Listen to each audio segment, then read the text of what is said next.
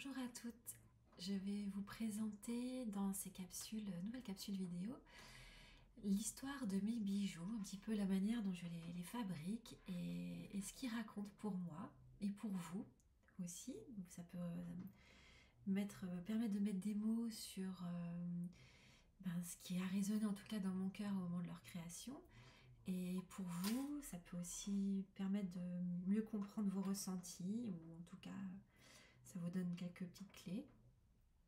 Alors ici, je voulais parler donc de mes dernières créations. Je vais vous parler comme si vous étiez dans mon atelier, chez moi, en face de moi. Voilà, je vais vous parler en toute authenticité.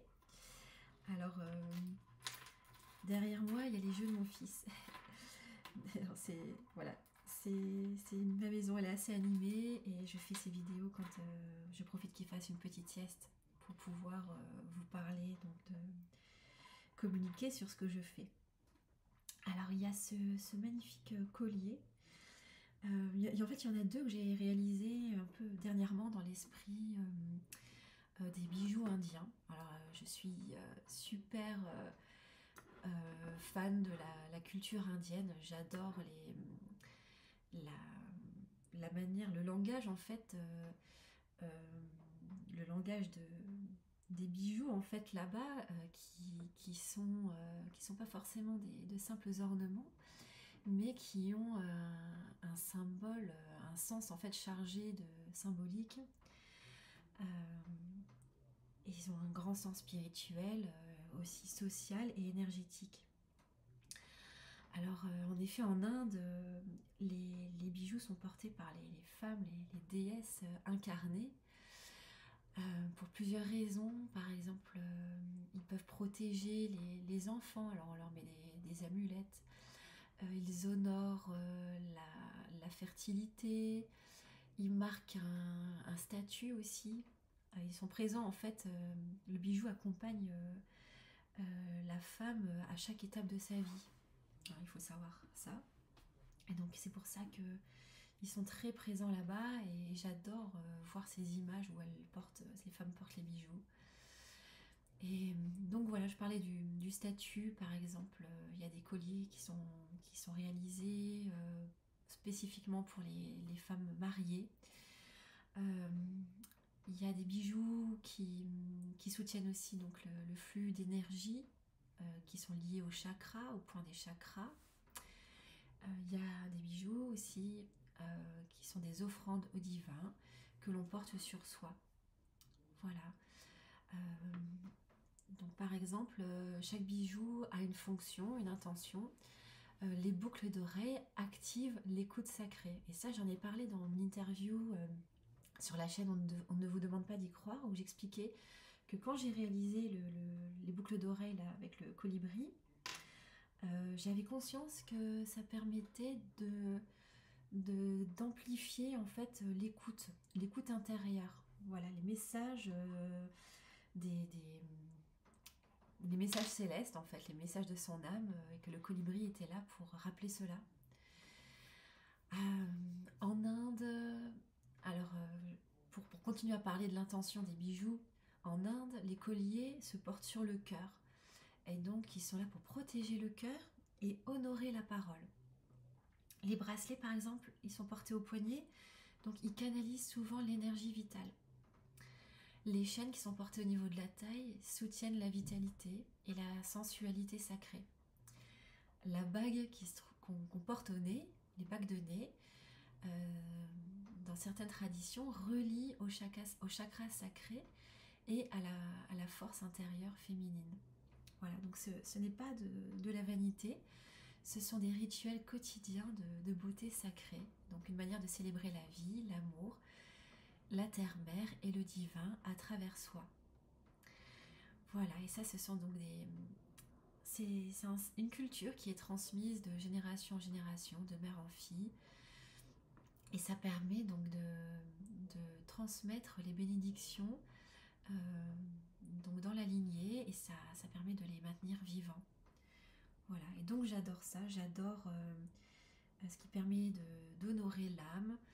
Euh, J'adore aussi par exemple certains films hollywoodiens qui sont une fête de l'âme.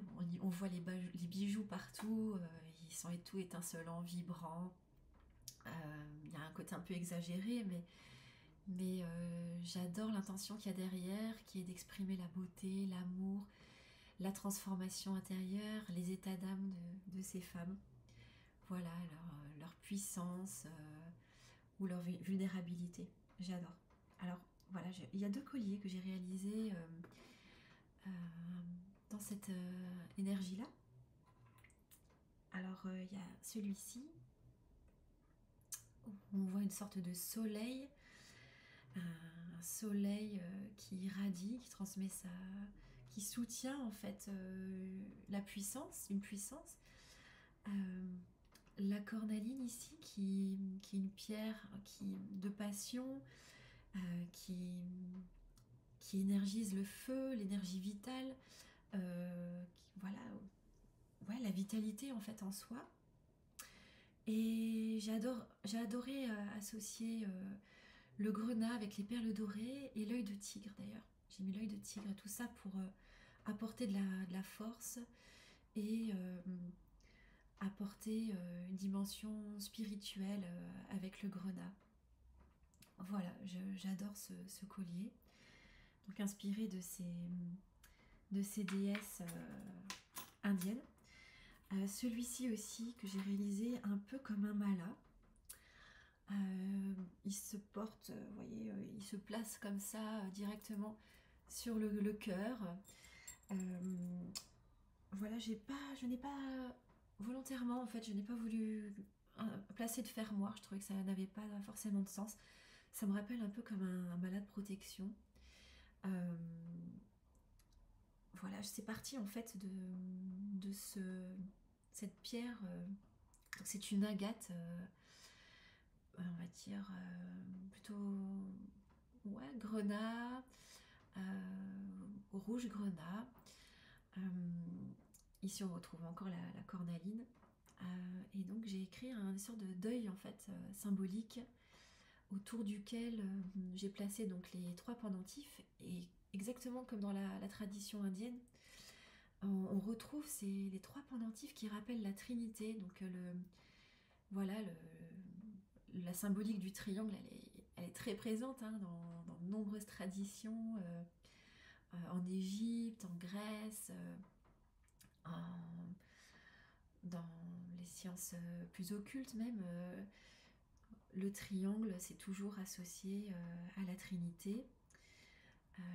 Et donc, je trouvais que c'était intéressant d'encadrer le pendentif principal par ces deux perles dorées. Un peu, voilà, elles ont un côté un peu antique avec la manière dont elles sont traitées. Et voilà, j'ai adoré partir de ce pendentif. Alors au tout départ, j'avais choisi ce fil grenat pour un autre thème. Donc je l'ai essayé, j'ai essayé de faire ce bijou à partir de ce fil, et finalement je l'ai défait parce que je trouvais que ça, le sens n'était pas totalement là, et si je voulais le faire peut-être avec mon ego en me disant allez, il faut que tu crées, fais quelque chose, essaye. Et non, j'ai plutôt suivi mon âme, et j'avais envie de partir finalement sur un assemblage de perles dorées avec ces petits nœuds qui rappellent donc les malas bouddhistes par exemple. Et j'ai créé une finition moi-même qui permet donc de relier les éléments centraux à une chaîne en acier inoxydable. Voilà. Donc ça c'est... Je crois qu'il s'appelle Regard Sacré. Un autre bijou par exemple, bon, qui n'est pas forcément en lien avec l'Inde, mais avec nos traditions à nous, par rapport à Pâques. On est dans cette énergie-là. Alors, bon, personnellement, je travaille beaucoup sur ma matière psychique et aussi mon corps en ce moment. Je suis en grande introspection par rapport à ça. Et je voulais partir Alors je suis partie par exemple pour ces boucles d'oreilles. En fait, j'ai réalisé ces boucles d'oreilles toutes mignonnes. Elles sont recto verso. Voilà, on peut voir un petit peu l'assemblage. Je suis partie de ces... Je vérifiais juste si le son était bien mis. Je suis partie de ces boucles argentées et je me suis dit qu'est-ce que je vais faire. Et j'ai retrouvé ces éléments qui sont en simili-cuir en fait, pailletés, et je me suis dit tiens, cette goutte ça pourrait très bien aller dans... Voilà, en guise, ça pourrait très bien être porté en pendentif comme ça, et soutenir en fait. Là j'ai créé, il y a deux éléments. Il y a une fleur en nacre, nacrée blanche. C'est pas vraiment de la nacre, c'est une résine en fait nacrée. Et derrière j'ai fait un petit nœud avec des perles blanches. Voilà, je trouvais c'est intéressant que cette pièce centrale soutienne ces deux éléments blancs. Alors, on retrouve un peu la symbolique de l'œuf. Euh, voilà, je vais rester avec une seule main, peut-être celle-ci. Cette forme ronde qui peut symboliser un petit peu l'œuf. Et pour moi, le symbole de l'œuf, je l'avais un petit peu étudié à l'époque quand je présentais un tableau. C'est l'œuf cosmique, en fait, c'est le point, la cellule à partir de laquelle tout se crée. Et donc on est dans cette période-là de renaissance, avec ce printemps qui éclot. Il y a une éclosion de la nature. Et c'est le moment aussi pour soi de renaître à soi-même. On a beaucoup travaillé intérieurement cet hiver. Il y a beaucoup de choses en nous qui ont pu être en gestation et qui demandent à éclore. Et donc voilà, j'ai voulu utiliser cette pièce un peu avec cette symbolique-là, de l'œuf qui éclot et qui étincelle. Et j'adore associer l'argenté avec le rose et le blanc. J'avais envie donc comme vous pouvez le voir là, d'y mettre une intention de pureté parce que j'adore ça. Et donc j'ai mis une fleur, voilà, une fleur blanche, hein, qui symbolise la pureté, avec donc ce petit flot. J'adore faire ces petits nœuds qui sont une sorte de lien. C'est comme si il y avait quelque chose qui nous nouait à la beauté de l'âme, la beauté du cœur. Voilà, c'est en tout cas dans cette intention-là de pureté que je l'ai réalisée. Il y a un petit côté romantique, j'adore. Voilà, c'est moi. On peut aussi placer, si on veut, la fleur par-dessus. Par-dessus le petit nœud. Voilà, ça peut être porté comme cela. Ou alors, moi j'aime bien en recto verso parce qu'elles sont vivantes. Voilà, on peut les mettre une fois, donc voilà, dans ce sens. On peut avoir aussi un peu l'impression de voir une sorte de papillon. Voilà, alors ça c'est la paire de boucles d'oreilles que je viens de réaliser. Et là je suis en train de partir. Alors j'ai créé une catégorie sur mon site qui est vraiment consultée, mais qui n'est pas trop développée. Ce sont des bijoux du soi supérieur. Et je voulais voir un peu comment ça allait émerger. Alors c'est arrivé hier en fait. J'ai réalisé ce collier. Ce collier qui permet de nous connecter à notre ange gardien. À notre ange gardien, ou alors ici, pour moi, c'est une connexion à l'ange Zadkiel, qui est le porteur de la flamme violette. Voilà, donc qui amène à la transformation. On est dans la symbolique, en plus avec le papillon, symbolique de la transformation. Alors c'est drôle parce que au départ, ce papillon, donc je pensais l'utiliser avec le fil grenat là, que je vous ai montré tout à l'heure. Et finalement, tout s'est assemblé comme ça, à partir du triangle là, central, qui a cette symbolique très forte, hein, que j'ai rappelé tout à l'heure. Euh, donc la Trinité, je l'associe au cœur. Euh, et ensuite, j'ai fait des cercles concentriques autour de ce triangle qui rappelle un peu une connexion entre ciel et terre. Euh, et donc j'ai choisi, alors au départ, je l'avais un peu fait différemment, mais le fil a cassé. Et donc, parce que j'étais en train de faire une finition, et voilà, c'était pas forcément comme, comme je devais la faire. Voilà, je vous montre à quoi ça ressemble. Voilà. Alors je vous ferai des photos et vidéos par la suite que je vais mettre sur mon site en rapport avec l'article, avec le produit. Vous verrez un peu mieux les détails du bijou, mais là j'explique un peu comment je l'ai créé. Donc il y a un fil qui a lâché et du coup j'ai modifié intuitivement les perles et je me suis retrouvée à mettre des améthystes. Et c'est à la fin que j'ai senti que c'était en rapport avec les anges gardiens, avec les anges.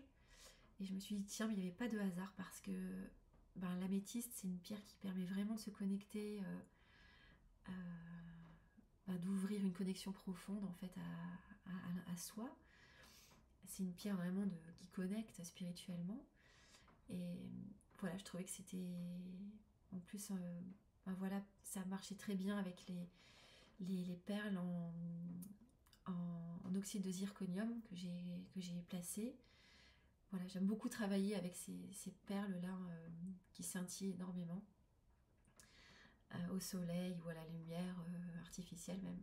Ça, c'est des pierres qui rappellent oui, l'aura, je trouve. Et voilà, donc celui-ci va faire partie d'une série de bijoux que, que je vais réaliser en me connectant aux anges, donc aux 72 anges.